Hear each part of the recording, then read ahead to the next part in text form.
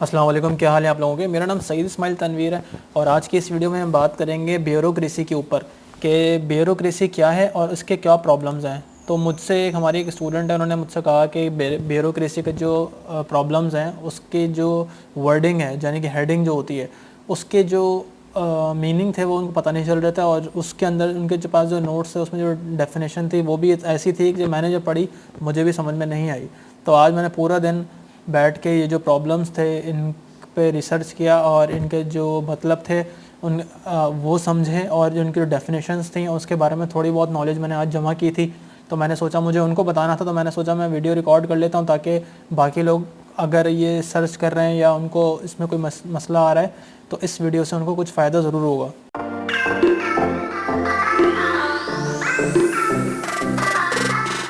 बात करते हैं प्रॉब्लम ऑफ ब्यूरोक्रेसी। ब्यूरोक्रेसी क्या है, ब्यूरोक्रेसी किस तरीके से बनती है, क्या कहते हैं, उसके ऊपर मैंने अलग से एक वीडियो बनाई हुई है।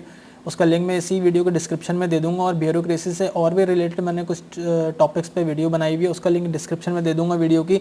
आप वहाँ जाकर भी वो वीडियोज़ देख सकते हैं। आज इस वीडियो में हम प्रॉब्लम्स के बारे में बात करेंगे। सबसे पहली जो प्रॉब्लम आती है ब्यूरोक्रेसी में, या पहली कह लें या जो अहम है, वो है रेड टेपिज़म।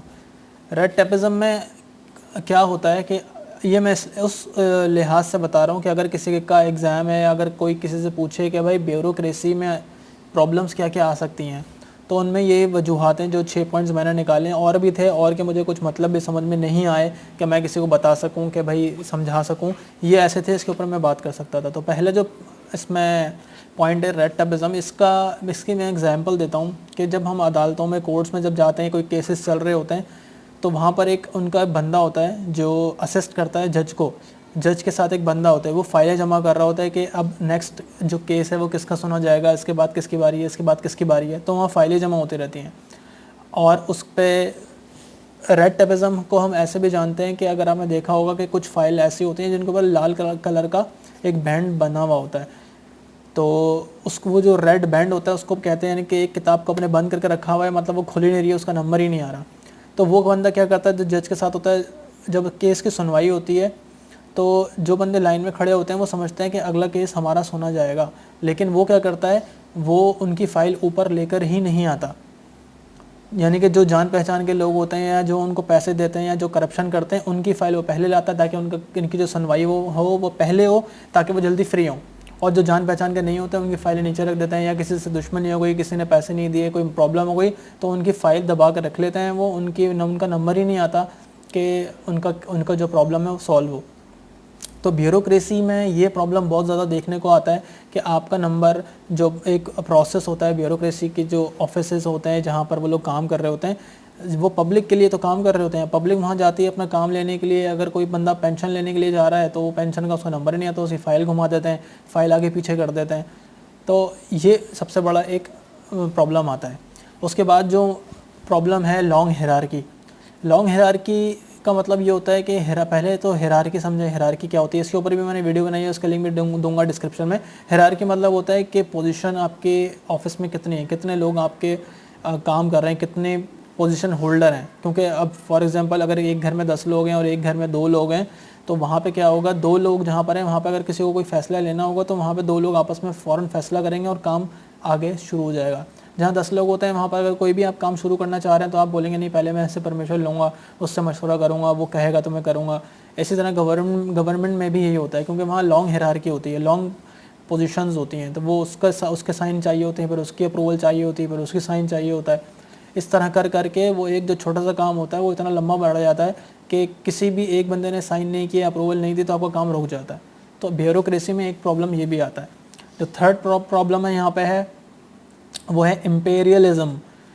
इसका मतलब ये होता है कि ब्यूरोक्रेसी में जो भी लोग काम कर रहे होते हैं वो अपनी एक टीम बना लेते हैं, एक अपना क्या कहते हैं उसको, एक सर्कल बना लेते हैं, जहाँ पे कभी भी उनको कोई प्रॉब्लम आती है तो वो सारा सर्कल जमा हो जाता है। और यानी कि इसको अब ऐसे भी कह सकते हैं कि अपनी एक छोटी सी हुकूमत बना के रखते हैं, कि अपनी एक सेटिंग बना के रखते हैं कि भाई यहाँ पर सिर्फ हमारी चलेगी और किसी की नहीं चलेगी। तो उसमें क्या होता है कि अगर कोई दूसरा बंदा कुछ करवाना चाह रहा हो तो वो नहीं करवा सकता, क्योंकि उनकी जो होल्डिंग होती है, उनकी जो पोजीशन होती है, उनकी जो हुकूमत होती है वो उनको तोड़ नहीं सकता। तो ये लोग अपना एक हुकूमत वाला स्ट्रक्चर बना के रखते हैं कि कभी कोई ऐसी पॉलिसी, कोई ऐसा रूल रेगुलेशन आ जाए जो हमारे ख़िलाफ़ हो तो हम उसके आगे लड़ सकें। तो इसी तरीके से ये सिस्टम कभी सही हो ही नहीं पाता, क्योंकि यहाँ पर सब ने अपनी अपनी टीम्स बनाई हुई होती हैं। 5वां जो पॉइंट है यहाँ पर, ये शायद गलत हो गया है यहाँ पर, अलाइनेशन। यहाँ पर हम कहते हैं पर्सनल रिलेशन। यहाँ पर भी वही वाली बात कह रहा है वो कि जब भी हम किसी गवर्नमेंट इदारे में जाते हैं तो वहाँ पे हम कहते हैं यार तुम्हारी बात है, वहाँ पर तुम्हारा कोई जानने वाला है तो काम जल्दी हो जाएगा। नादरा में हम जाते हैं अपना नेशनल आईडी कार्ड बनवाने के लिए, वहाँ पे भी लाइनें लगी हुई होती हैं। अब जाहिर सी बात है कोई भी शख्स अगर कोई जानने वाला होगा वहाँ पर, उसको तो वो लाइन में नहीं लगता, वो डायरेक्ट जाता है और अपना काम करवा लेता है। तो यहाँ पे ब्यूरोक्रेसी में जान पहचान, पैसा देना, या तो आप पैसे दें या आपकी जान पहचान होनी चाहिए, वरना कोई भी काम आपका यहाँ नहीं हो सकता। ये भी एक सबसे बड़ा इशू है यहाँ पर। 5वां जो है इनर्शिया। अब यहाँ पर जो बात हो रही है वो हो रही है चेंज की। अगर कोई रूल रेगुलेशन ऐसा बन रहे हैं, कोई तब्दीली अगर आ रही है वहाँ पर, तो वो नहीं आ पाती है, क्योंकि वो लोग चेंज होने ही नहीं देते। अगर कोई काम चल रहा है तो वो वैसे ही चलता रहता है। कोई रूल रेगुलेशन नया बन रहा है तो उसके ख़िलाफ़ जो है वो ये लोग बोल पड़ते हैं और इसको चेंज को नहीं होने देते। तो यहाँ पर भी कोई भी रूल रेगुलेशन इन लोगों के बग़ैर नहीं हो पाता, और ये लोग जो हैं वो उसके आगे आ जाते हैं और उस चेंज को नहीं होने देते। फिर है ऑब्लिगार्की, टॉप मैनेजमेंट। यहाँ पे भी बात हो रही है बादशाहत की, कि यहाँ पर क्या कहते हैं, एक तो बादशाहत ब्यूरोक्रेसी की होती है, एक बादशाहत होती है जो पॉलिटिकल लोग होते हैं, जो ब्यूरोक्रेसी को चला रहे होते हैं उनकी, यानी कि टॉप मैनेजर्स जो होते हैं। इसमें सिर्फ ब्यूरोक्रेसी की नहीं चलती, जो ब्यूरोक्रेसी के जो हेड्स होते हैं उन लोगों ने कुछ एक टीम बनाई हुई होती है जो कि ब्यूरोक्रेसी को भी चेंज नहीं होने देता है। जाहिर सी बात है, हम क्या देखते हैं, कोई इलेक्शन होता है तो कोई नया हुकूमत आती है तो वो अब ब्यूरोक्रेसी में अपने अपने बंदे लगाने शुरू कर देते हैं। FBI में अपने बंदे लगा देते हैं, नादरा के डिपार्टमेंट में अपने लगा देते हैं, FIA में अपने लगा देते हैं, हर जगह अपने अपने बंदा लगाते हैं, ताकि हम अब कोई काम करना चाहते हों तो हमें कोई प्रॉब्लम्स ना आए, कोई मसला ना आए, कोई हमारा काम रुके ना, हर जगह हर डिपार्टमेंट में हमारे बंदे हों। तो ये एक ब्यूरोक्रेसी जो सिस्टम है, इसको चलाना, इसको छेड़ना, इसके अंदर कोई चेंजेस करना कोई छोटा मोटा काम नहीं होता। उनमें अगर आप कुछ चेंजेस करना चाह रहे हैं तो ये 7 से 8 बड़े इशू हैं जो आपको देखने को मिलेंगे।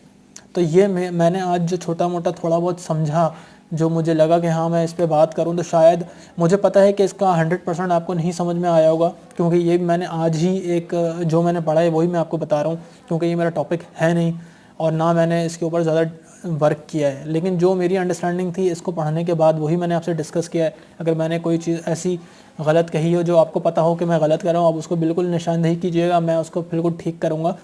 फ़िलहाल ये वीडियो मैं एक स्टूडेंट के लिए बना रहा हूँ, क्योंकि उनका कल एग्ज़ाम है, तो उन्होंने कहा कुछ भी करके आप बना के दें। तो बस जो भी मुझे थोड़ी बहुत इन्फॉर्मेशन मिली मैं उन्हीं के लिए वीडियो बना रहा हूँ, और उम्मीद है कि आप लोगों को इससे कुछ फ़ायदा ज़रूर होगा। इस वीडियो में फ़िलहाल इतना ही। Thanks for watching.